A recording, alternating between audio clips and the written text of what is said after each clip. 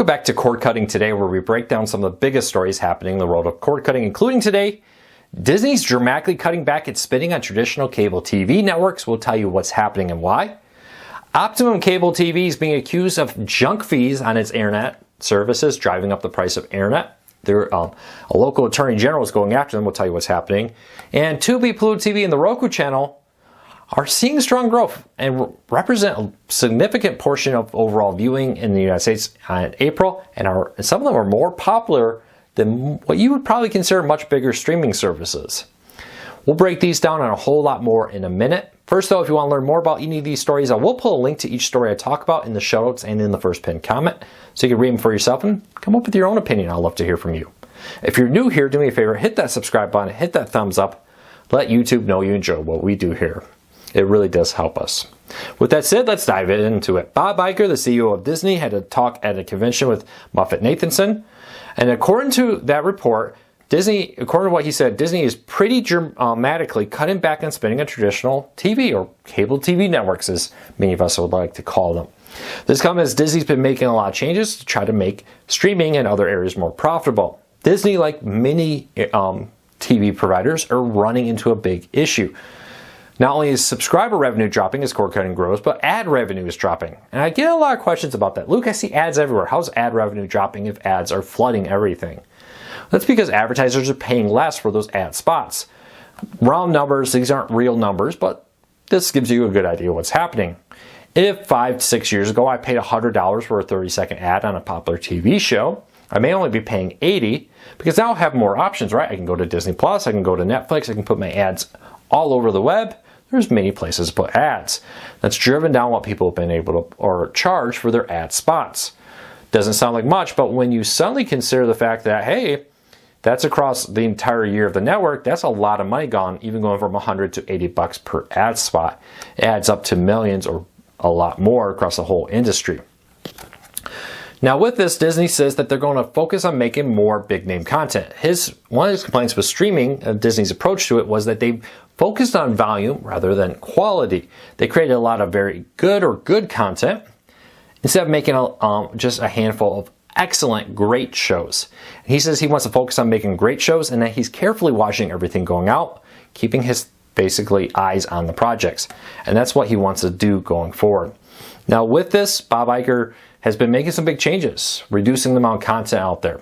But there's another reason behind all this, and it's impacting everybody. The cost to produce content is skyrocketing. I saw a report recently that the original season of Game of Thrones versus the new spin-off series for Game of Thrones was a lot cheaper.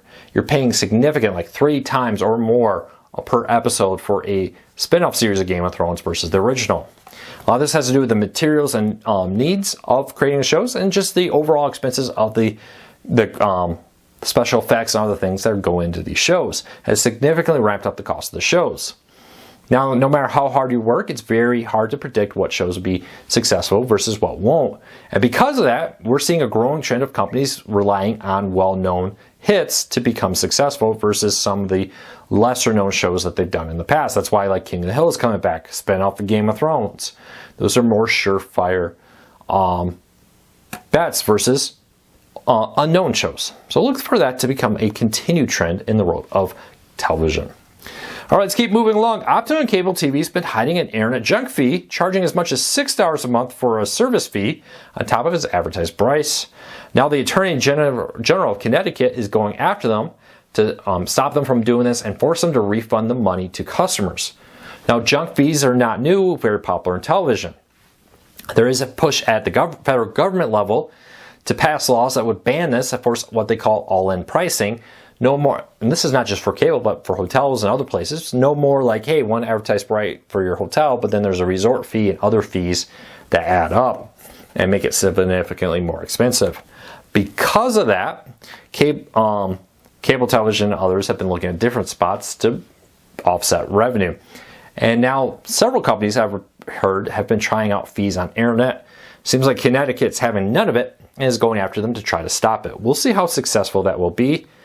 I don't know. Let me know what you think of that. You know I'm not a big fan of junk fees. All right, Nielsen came out with their gauge recently that shows the streaming and television viewing habits for Americans in April of 2024. And according to this, Tubi, the Roku channel, and Pluto TV now represents about 4% of all viewing in the United States. Now, what's interesting here is Tubi and the Roku channel actually have more viewing time, according to this report, than Peacock and Max and Paramount Plus. Networks or services I bet you thought would have had more viewing than Tubi and the Roku channel. Now, according to this report, no surprise here, YouTube, just regular old-fashioned YouTube, is the most viewed way Americans watch television now. Netflix, or stream it. Netflix is second at 7.96%. YouTube is at 9.6%.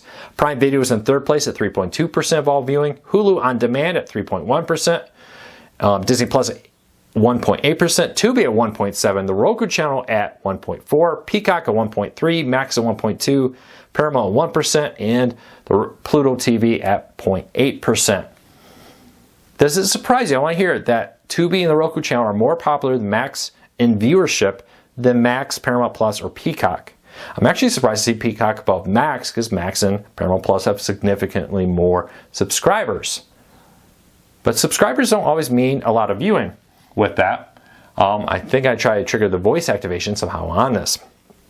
Leave me a comment. Let me know what you think. I want to know what your thoughts are on this, if it surprises you or not. We have seen the Roku channel get significant growth here. They have moved up, jumping things like Max and other services recently in this monthly report. Again, this report's about viewership, not about subscriber numbers. How much time are people spending watching content on these services? Not about subscribers. So leave me a comment. Let me know what you think. Speaking of YouTube, YouTube wants the Emmys to add YouTube creators into its own categories for the Emmys. Now, the Emmys recognize the best of television out there, traditional television. Now, the Academy is being asked by YouTube in an op-ed by its head of YouTube, the Chief Executive Officer of YouTube, Neil Mohan.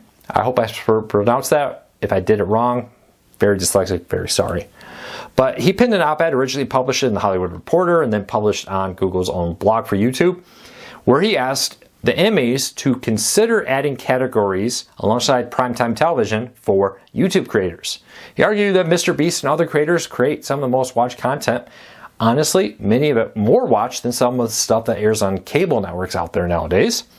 And that because of that, we should recognize how people are watching television and include YouTube creators in the Emmys. So I want to know what you think. Should the Emmys add a streaming category to their service or not? Leave me a comment. Let me know what you think. I understand why Google wants it, but I want to know what you think. There have been efforts to make streaming awards, but none of them are nearly as popular as the Emmys. I want to hear what you think. All right, earlier this week, we learned that Netflix was in talks, or reported rumors that Netflix was in talks to get NFL games. Well, now that's official. Yesterday, when you're watching this, the NFL and Netflix announced a deal that will have Netflix air 2 NFL games on Christmas Day in 2024 and have rights to at least one game in 2025 and 2026. Could be more on Christmas Day. This comes as the NFL is looking to diversify where it airs. Last year, you needed Amazon, Peacock, and ESPN Plus to watch all the games. Now Netflix will be added to that on top of the ones that air on local broadcasts, which you can get for free with an antenna. Check this out. Link in the show notes. Again, this is a special deal. It wouldn't be on NFL Sunday Ticket, for example. You would need to go get Netflix to watch these games. Netflix is looking at this as a way to lock in subscribers that they may not have had. Otherwise, people who are big NFL fans will, they hope, subscribe to Netflix in order to watch the games. You leave me a comment. Let me know what you think about that. All right, next story up. Most cord cutters, according to a report from Aluma, A-L-U-M-A, says that most cord cutters watch less live TV than cable TV subscribers. According to the report, if you're a cable TV subscriber, you're more likely to say that's the main way you watch television. If you subscribe to something like YouTube TV, Hulu Plus Live TV, Fubo, and the like, you are less likely to have that as your main way you watch. You may watch on-demand content mainly, and then use those services for, like I do, sports. And that's basically it. I watch sports on those, and that's it. Everything else I'm watching on-demand content. Do you agree with this report? Has that been your trend, that you watch less live TV than you did in the past? Now more content's on demand. Leave me a comment. Let me know. I want to hear from you.